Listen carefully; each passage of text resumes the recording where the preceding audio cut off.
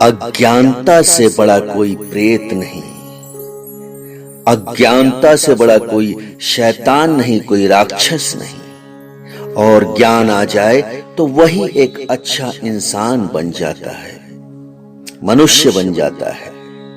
आइए समझते हैं प्रेत योनि को। करौली सरकार ने प्रेत योनि को क्या बताया। लगभग हर घर में आदमी अपना शरीर त्यागता है, मरता है। कई लोग बेहोशी में मरते हैं, कई लोग कोमा में मरते हैं और कई लोग आकस्मिक, उनको याद ही नहीं रहता वह क्या कर रहे हैं, कैसे मरे। कुछ पूर्वज को तो यहां तक याद नहीं रहता कि वह उसके पिता हैं, बाबा हैं, कैसे मरे, उनको कुछ भी याद नहीं रहता। भक्तों, करौली सरकार ने पहले ही बताया था कि पूर्वज प्रेत से ज्यादा खतरनाक होता है। और प्रेत योनि में जाने के बाद कुछ पूर्वज कैसी कैसी हरकतें करते हैं। देखिए, कुछ पूर्वज तो ऐसे हैं कि अपनी सगी लड़की के साथ गलत करते हैं, कुछ बाबा अपनी पोती के साथ गलत करते हैं। अरे यह भी छोड़िए, कुछ भाई अपनी सगी बहन के साथ गलत करते हैं। और जब तक इनकी मुक्ति नहीं होगी तब तक यह लोग प्रेत योनि में ही रहेंगे। अब ये कैसे मुक्त होंगे, आइए समझते हैं करौली सरकार से विस्तार। हर व्यक्ति के यहाँ कोई ना कोई अपना शरीर त्यागता है, कोई ना कोई मरता है।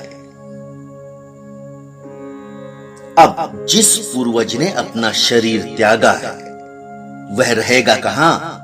वह तो उसी डीएनए में रहेगा। विवाह उपरांत स्त्री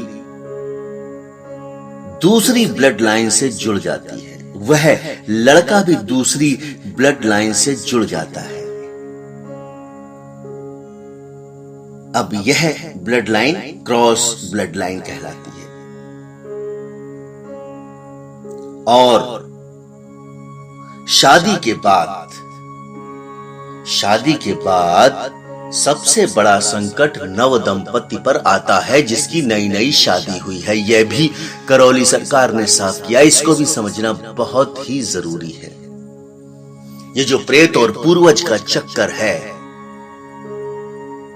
यह नव दंपति पर बहुत ही जल्द असर करता है। और नव दंपति में सबसे बड़ा संकट स्त्री पर होता है। और कई लोग कहते हैं, कई पुरुष कहते हैं कि यार ये औरतों में भूत प्रेत क्यों आता है, ये औरतों में सबसे ज्यादा भूत प्रेत ही आता है। ऐसा नहीं है, इस बात को भी आपको समझना है। जो पुरुष कहते हैं कि औरतों में ही सबसे ज्यादा भूत प्रेत क्यों आता है, उनको नाटककार बताया जाता है, उनको नौटंकी बताई जाती है, ऐसा भी नहीं है। इसका भी जवाब है कि औरतों में सबसे ज्यादा भूत प्रेत पूर्वज क्यों आते हैं। आप पुरुष हैं ना, आप पुरुष हैं, इसी वजह से आप कह रहे हैं। अगर आप स्त्री होते तो शायद यह बात आप ना कह पाते। अरे भाई, आप तो रात के अकेले में मजे करते हुए अपने घर में आ जाते हैं, अपने घर से बाहर चले जाते हैं।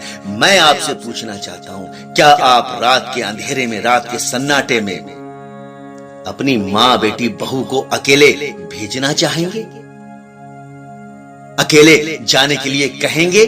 कभी नहीं। आप कभी नहीं चाहेंगे कि आपके घर की स्त्री, लड़की, बेटी, बहू रात के अंधेरे में घर से बाहर जाए। क्यों भाई, क्या दिक्कत है? आप तो चले आए, आप तो घर से बाहर जा रहे हैं रात के अंधेरे में, तो स्त्री को आने जाने पर क्या दिक्कत है? आप सिर्फ मना करते हैं, लेकिन आपको रीजन नहीं मालूम। रीजन हम आपको बताते हैं, रीजन करौली सरकार आपको बताते हैं।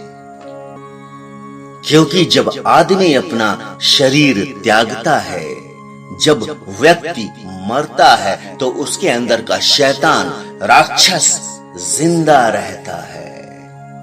आदमी तो मर के चला गया, उसका शरीर चला गया, लेकिन जो उसके अंदर का शैतान था, राक्षस था, वह अभी भी जिंदा है प्रेत के रूप में। और वह राक्षस प्रेत स्त्री को अपने भोग की वस्तु समझता है।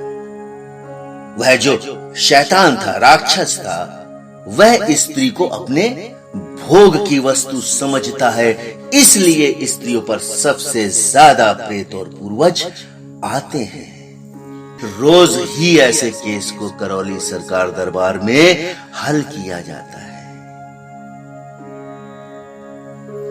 इतना घृणित कार्य, अरे इतना घृणित कार्य कौन करेगा? वो पूरा प्रेत या पूरा पूर्वज ही होगा। अज्ञानता से बड़ा कोई भूत नहीं और ज्ञान से बड़ा कोई देवता नहीं। कहते हैं ना, अगर आपके जीवन में अज्ञानता है तो आपसे बड़ा कोई भूत नहीं है, और अगर आपके जीवन में ज्ञान है तो वह ज्ञान क्या है? वही देवता का रूप है, वही ईश्वर का रूप है। यही तो प्रेत और पूर्वज की अज्ञानता है। और कुछ पूर्वज को तो पता ही नहीं कि वह क्या कर रहे हैं, आप उनके कौन हैं। क्योंकि आपके कोई पूर्वज कोमा में मरे हैं, कोई बेहोशी में मरे हैं, कोई एकदम आंखें एकदम टक लगाए हुए देख रहे हैं और अचानक उनकी मृत्यु हो गई। अब वो तो बेहोशी में थे, उनको तो कुछ याद नहीं। अब जब दरबार में ऐसे केस सामने आते हैं और करौली सरकार उनको याद दिलाते हैं, वो शक्ति के द्वारा उनकी रोशनी देकर, उनकी याददाश्त देकर जब उनको याद दिलाते हैं कि आपका इनसे क्या रिश्ता है, तब वह पूर्वज कहता है कि अरे ये मैंने क्या कर दिया, अरे मुझे तो पता ही नहीं कि मैं इसका पिता हूं, अरे ये क्या हो गया, मुझे तो पता ही नहीं कि मैं इसका बाबा हूं, अरे मुझे तो पता ही नहीं मैं इसका चाचा हूं, इत्यादि। तो याद रखिए, भस्म, संहार और मुक्ति, इन तीनों मामलों में ही प्रेत योनि छूटती है और आप अगली योनि में जन्म लेते हैं। और जब तक आपकी ये प्रेत योनि नहीं छूटेगी, तब तक आप अगली योनि में जन्म नहीं ले पाएंगे। इसलिए आपको प्रेत योनि से छुटकारा पाना ही होगा। और अगर आपकी प्रेत योनि से मुक्ति नहीं हुई है तो यह फिर प्रेत आपको नहीं छोड़ते। और अगर इनको मुक्ति मिलेगी तो सिर्फ और सिर्फ करौली सरकार दरबार में। भक्तों, मैं समझता हूं कि यह वीडियो आपके लिए अत्यंत ही लाभकारी साबित होगा। बने रहिए हमारे साथ करौली सरकार दरबार की नई नई जानकारियों के लिए। मैं जल्द ही आपसे मिलूंगा अगले वीडियो में। तब तक के लिए जय हो करौली सरकार की, जय हो सच्चे दरबार की। बोलो राधा।